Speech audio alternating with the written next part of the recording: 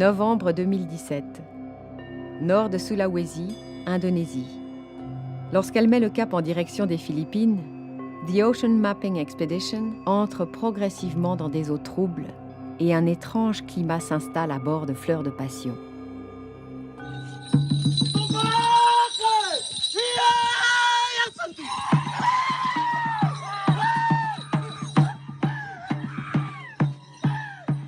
Mais pour l'heure, à Manado, avant de s'élancer vers Cebu et Mactan, la cérémonie à laquelle l'équipage prend part plante un décor plutôt guerrier. Elle se veut cérémonie d'accueil traditionnelle, encore faut-il le savoir.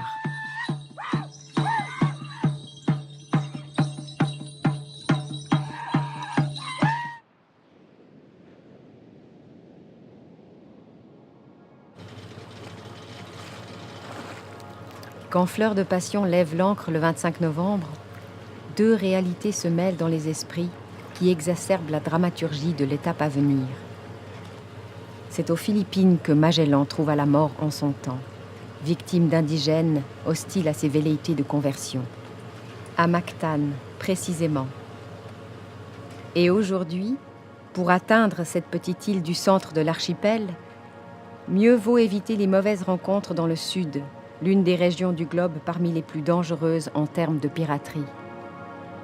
Et là, on avait des recommandations assez claires du DFAE, Département des Affaires étrangères, également de l'ambassade à Manille.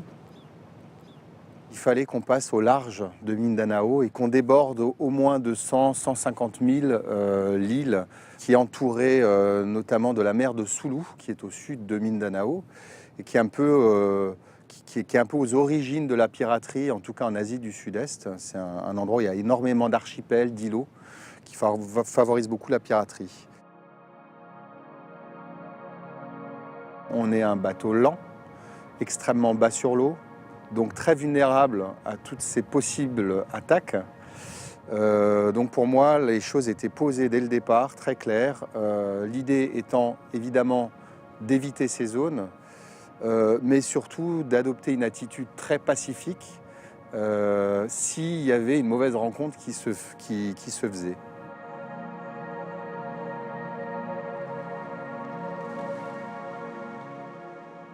Finalement, pour clore le sujet des pirates, on n'en a pas vu un seul. Le seul rapport visuel que j'ai pu avoir avec une quelconque acte de piraterie, ça a été quand je suis rentré en Europe, je suis sorti de la bouche de métro et je suis tombé sur une fourgonnette où il y avait marqué Vigie Pirate. Et ça a été finalement la première fois que j'ai lu le mot pirate quelque part. Voilà. Donc bon.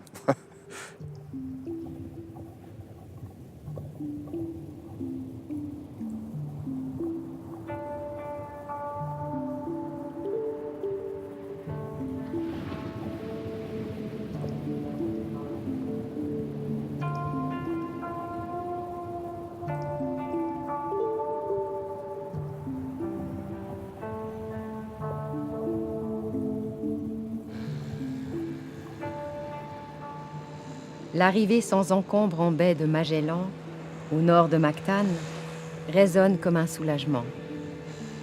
Au soir du 15 décembre, quand Fleur de Passion mouille à quelques encablures de la plage fatidique, une sérénité mêlée d'émotions prévaut à bord.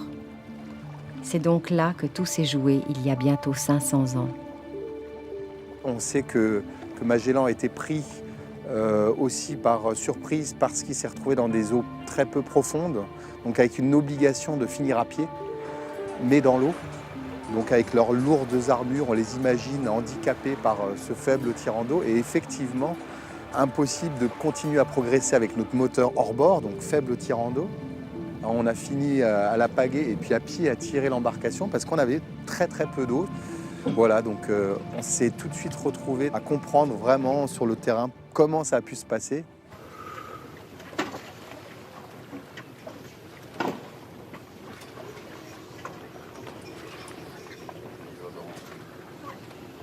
En ces lieux chargés d'histoire, l'expédition a rendez-vous avec son destin. Sur Mactan, le voilier est accueilli par la mère de Lapu-Lapu, du nom du chef local qui mit fin à la geste magellanienne, et par l'ambassadrice de Suisse aux Philippines. Au début, on ne sait pas trop comment se positionner en tant qu'aventurier, on va dire, sur notre expédition. On est sur un bateau où on n'a pas de tenue officielle non plus avec des petits galons ou quoi que ce soit. Et puis finalement, on se rend compte que ce qui marche le mieux, c'est le naturel. Ce qui nous aide souvent, enfin moi je sais que ce qui m'aide souvent, c'est le naturel des jeunes que j'ai à bord, qui eux sont d'une constance inébranlable dans ces conditions. Ils sont comme ils sont, donc pour peu qu'ils soient de bonne humeur et tout va bien. Le présent de bienvenue que l'ambassadrice remet à l'équipage n'est autre qu'un Santo Niño, une statuette de l'enfant Jésus telle que le navigateur portugais en offrit une au souverain de Cébou qui avait daigné embrasser la nouvelle religion venue d'Europe. Le cadeau se veut un clin d'œil en prélude à l'événement à venir.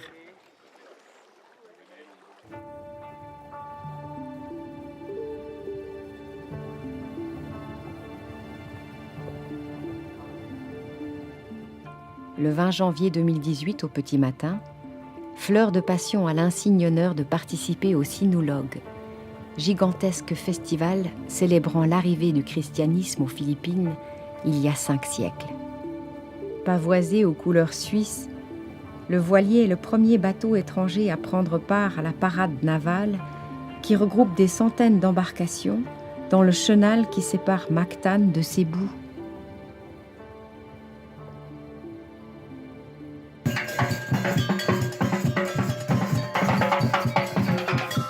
À bord, dans une ambiance qui n'a plus rien de la tension des semaines précédentes,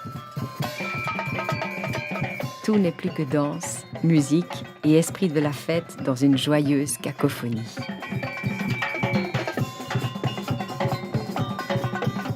De célèbres blogueurs philippins, spécialement descendus de Manille, découvrent cette face cachée de la Suisse, maritime et aventurière, et ne manquent pas de partager leurs découvertes. I actually got invited by the Swiss Embassy to attend their first ever fluvial parade. They're bringing in the first ever Swiss boat to Cebu just for Sinulogue. So I'm really excited about it. Ito yung favorite ko. Yes, please. I've never experienced anything like this. Everyone's so happy, everyone's so jolly. You can really feel the energy. Bye! See you on my next video.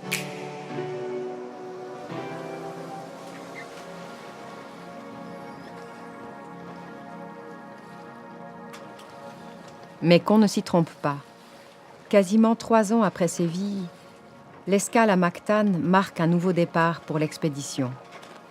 Le lancement d'un 4e programme scientifique, The Winds of Change, en partenariat avec le professeur Daniel McGuinness de l'Université de Genève.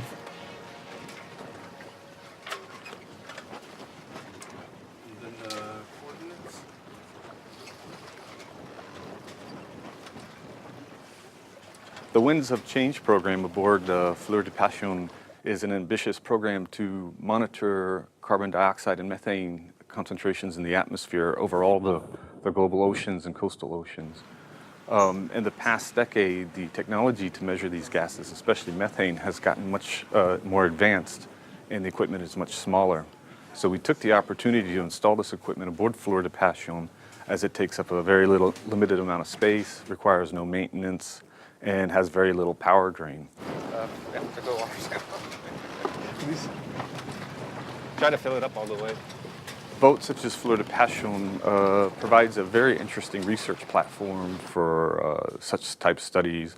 I guess as everybody knows, there's the microplastic project on board, there's the sound pollution, and then our project on board. There are several aspects which make this such a good opportunity. I think the one, as far as our concern, is that she's a sailboat, so she runs minimally under engines, which prevents pollution into our signal from the engines running. So this is a very big plus for us. Entre Kuching et Singapour, Daniel McGuinness est à bord pour s'assurer du bon fonctionnement des équipements, alimentés par des panneaux solaires pour être totalement autonomes du point de vue énergétique. Il en profite pour mener des mesures de gaz dissous dans l'eau, en vue d'une possible extension du programme. The instrument itself is installed, it looks like a small suitcase, yellow suitcase. It's installed under the deck in the aft portion of the ship. And there's a tube that runs up from the equipment up the mast, the aft mast, and measures the methane and CO2 concentrations over the sea surface continuously with a 1-minute resolution. Measuring methane is not so simple in water. There's no currently usable instruments to allow this, so it's a complicated process of extracting the gas from the water. But it gave us an idea of how it can be handled on board, and we currently use this method a lot on lakes, and now we're trying to come up with an easier approach that would allow the crew to obtain daily water samples with minimal effort. So what we'll do is inject the water down this tube, and it'll displace the gas out, which will come out this tube, and we fill the bag, attach the bag here.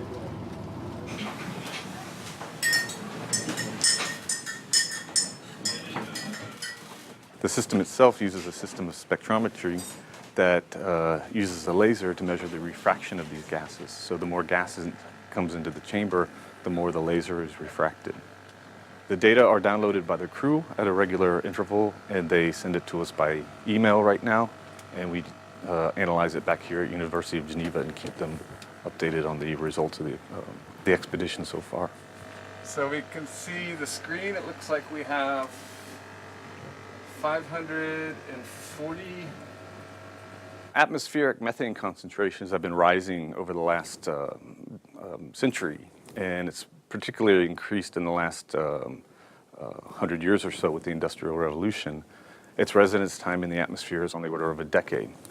What makes methane more important, or very important, is that it's 25 to 30 times more powerful of a greenhouse gas than CO2.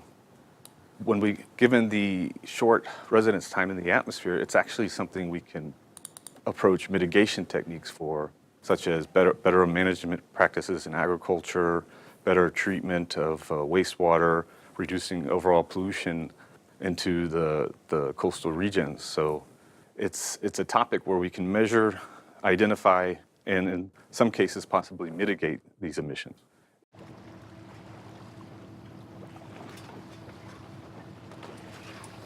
When we were on board the Fleur de Passion, of course, they have the teenagers on board, and we had the opportunity to explain the program to them, and they seemed to receive the information quite enthusiastically. And I specifically remember Perik on the leg from Kuching to Singapore, and he was quite interested in the program and was very helpful also with me helping me to collect data and water samples.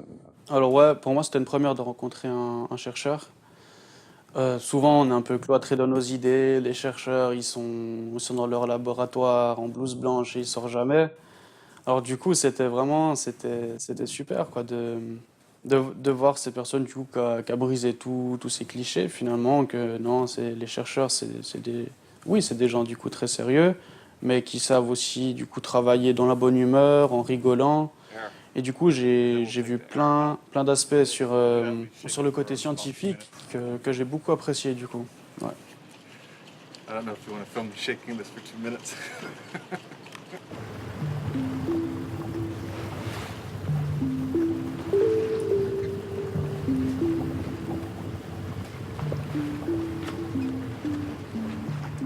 De toute évidence, le programme The Winds of Change interpelle.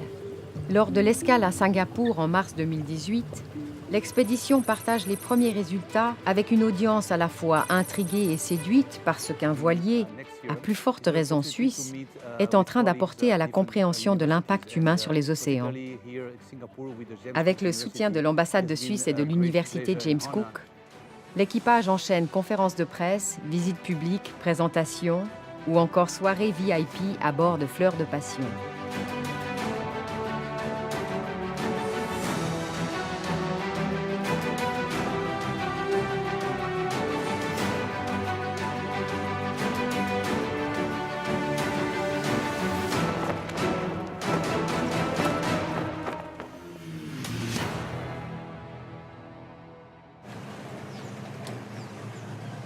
Lors de l'escale, un autre des partenaires scientifiques de l'expédition, en profite pour tester un nouvel équipement du programme 20 000 sons sous les mers sur la pollution sonore des océans. Le docteur Michel André, du laboratoire d'application bioacoustique de l'Université Polytechnique de Catalogne à Barcelone. C'est sûr qu'il y a une sécurité si le scratch se barre. C'est-à-dire Ah, c'est fixé comme ça. Au large du plus grand port du monde, avec l'équipage, ils mettent à l'eau un nouveau prototype d'hydrophone pour enregistrer les bruits produits par l'activité humaine. On va se prendre quelques mètres et puis on l'accroche. Une sorte d'aile delta tractée derrière le voilier en navigation et sous laquelle est fixé l'hydrophone à proprement parler.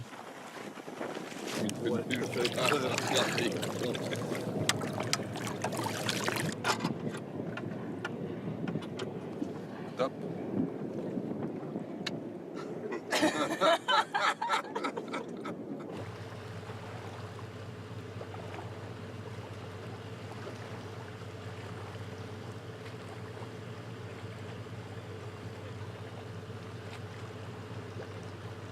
Le bateau, Sébastien Schwartz le connaît bien.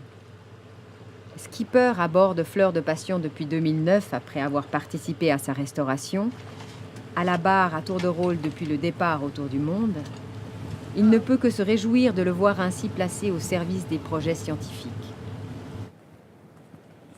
On est sur des systèmes, des programmes scientifiques qui sont assez simples de mise en œuvre, qui nous permet d'être complètement autonomes par rapport à la présence d'un scientifique à bord.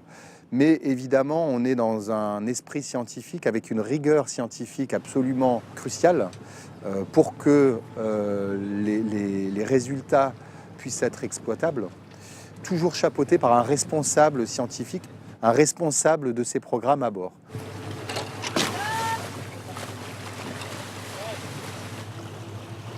Quand elle repart de Singapour en direction de Jakarta à travers l'archipel des Rio, fin mars 2018, l'expédition prend des allures dignes d'un roman de Joseph Conrad.